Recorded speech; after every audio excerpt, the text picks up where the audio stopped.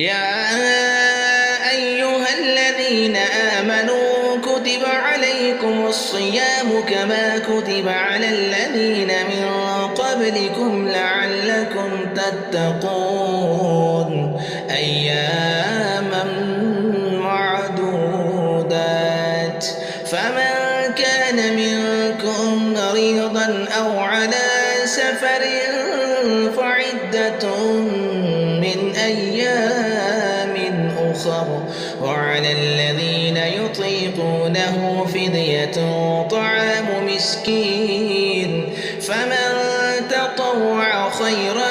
فهو خير له وأن تصوموا خير لكم إن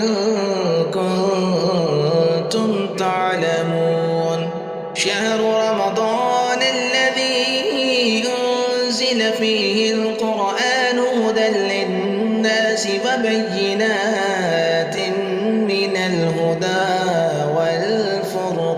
والفرقان فمن شهد منكم الشهر فليصمه ومن كان مريضا أو على سفر فعدة من أيام أخر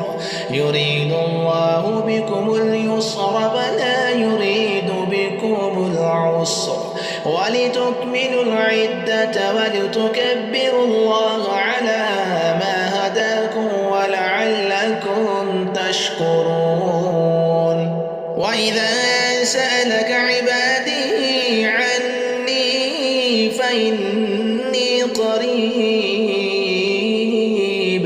أجيب دعوة الداعي إذا دعاني فليستجيبوا لي وليؤمنوا بي لعلهم يرشدون أحل لكم ليلة الصيام الرفث إلى نسائكم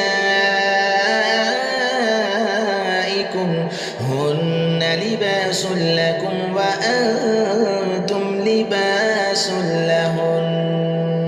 علم الله أنكم كنتم تختانون أنفسكم فتاب عليكم وعفى عنكم فالآن باشروهن وابتغوا ما كتب الله لكم وكلوا واشربوا حتى